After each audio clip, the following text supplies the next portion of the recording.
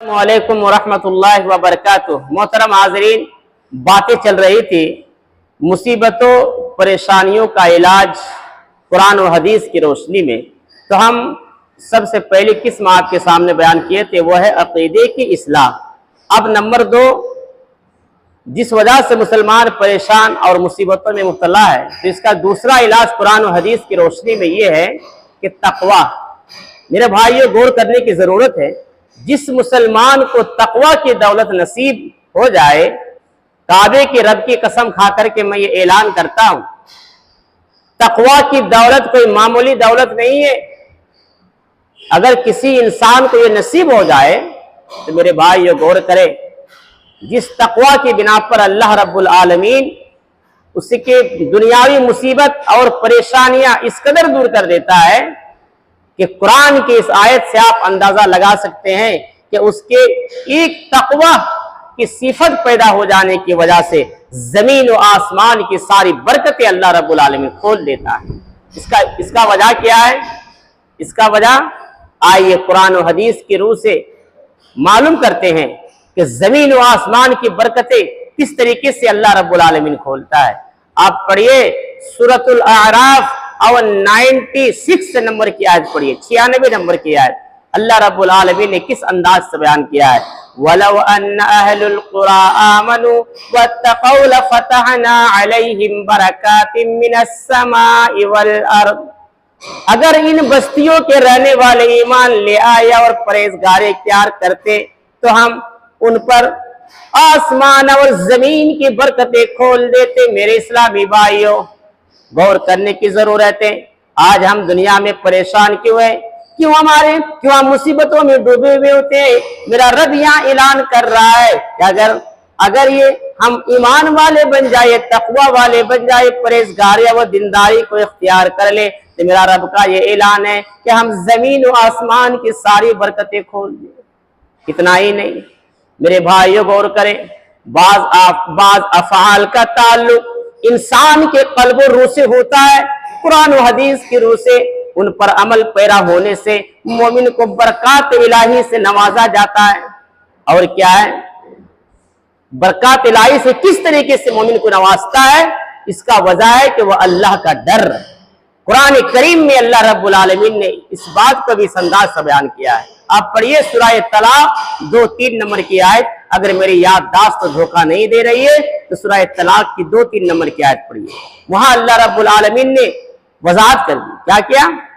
وَمَن يَتَّقِ اللَّهَ يَجْعَل لَّهُ مَخْرَجًا وَيَرْزُقْهُ مِنْ حَيْثُ لَا يَحْتَسِبُ، اور جو شخص اللہ سے ڈرتا ہے، اللہ اس کے لیے چھٹکارے کی شکل نکال دیتا ہے اور اسے اس جگہ سے روزی دیتا ہے جس کا اسے گمان تو غموں اور پریشانیوں سے نکلنے کا راستہ پیدا فرما دیتا ہے۔ میرے بھائیوں، غور کرنے کی ضرورت ہے۔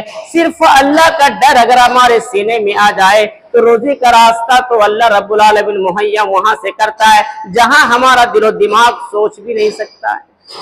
آج اس آیت کو سامنے رکھیے اور ذرا ہم اپنے معاشرے پر نظر دوڑائیے۔ کتنے لوگ روزی روٹی کے لیے نہ حلال کو حلال طریقے سے کماتا ہے بلکہ حرام خوری میں اتر جاتا ہے۔ جس طریقے سے ہو، جیسے بھی ہو، بس مجھے دولت چاہیے۔ یہ دولت کے پجاری یہ نہیں سوچتے کہ مال کس طریقے سے آ رہا ہے۔ اس مال کا بھی ہمیں اللہ رب العالمین کے بارے میں سامنے حساب دینا ہے۔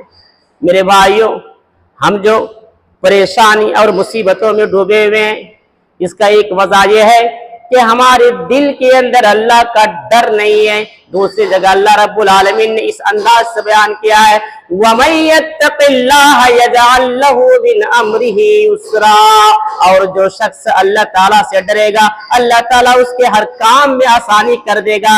اگر ہم روزی کے لیے پریشان ہیں، اگر ہم اولاد کے لیے پریشان ہیں، اگر ہمیں کوئی ایسی بیماری لائق ہے جس بیماری کا دنیا میں کوئی علاج نہیں ہے، تو صرف اپنے دل کے اندر اللہ کا ڈر رکھے اور یہ احساس کرے کہ ہر حال میں ہمیں نماز پڑھنی ہے۔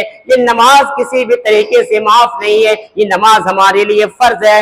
अल्लाह का डर रखते हुए इंसान अगर नमाज को पाबंदी से अदा करता है और इस नमाज के जरिए भी अल्लाह रब्बुल आलमीन से मदद तलब करता है, तो कुरान में अल्लाह रब्बुल आलमीन ने ये वजाहत कर दी है कि तुम इस नमाज के जरिए से अपने रब से मदद तलब करो।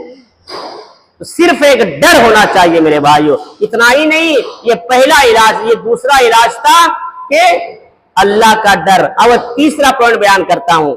तीसरा क्या है? कसरत से तौबा व इस्तिगफार। ये नंबर 3 मुसीबत, परेशानी और गम के इलाज में तीसरा इलाज है कसरत से तौबा व इस्तिगफार। अल्लाह ताला की रहमत उसके अजाब पर हावी है। इंसान जब किसी मुसीबत, परेशानी और गम में मुब्तला हो जाए तो उसे चाहिए कि अल्लाह ताला से कसरत के साथ इस्तिगफार और तौबा करे, यानी फौरन अपने गुनाहों का इतराफ करते हुए परवरदिगारे के साथ मग़फ़िरत तलब करे और उसके तरफ रुजू करे, सच्ची तौबा करे, गुनाहों को छोड़कर अहद करे, क्योंकि अक्सर मसाइब इंसान के लिए अपने आमाल का नतीजा है। मेरे भाइयों, सूरह शुअरा आयत नंबर 30 का मुताला करे। अल्लाह रब्बुल आलमीन ने वहां वजाहत की है, वमा असाबकुम मिन मुसीबतिन फबिमा कसबत ऐदीकुम व यअफू अन कसीर।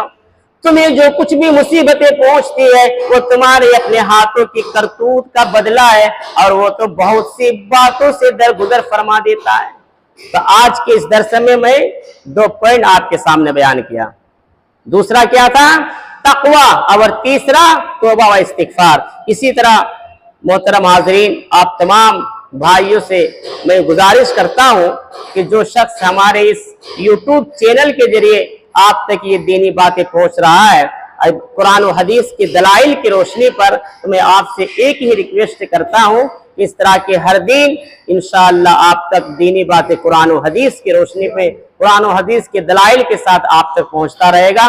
बस आप हमारे इस YouTube चैनल को सब्सक्राइब करें, लाइक करें और बेल आइकन दबाना ना भूलें, ताकि इस मौजूद के तहत जो मैंने 20 पॉइंट इकट्ठा किया है वो इंशाअल्लाह 1 के शक्ल में, 2 के शक्ल में रोजाना आप तक पहुंचता रहेगा और आपके इल्म में इजाफा होता रहेगा। अब हम अल्लाह से दुआ करते हैं कि अल्लाह ताला हम सबों को इस बात पर अमल करने की तौफीक अता फरमा। इंशाअल्लाह चौथा पॉइंट कल आपके सामने खिताब किया जाएगा।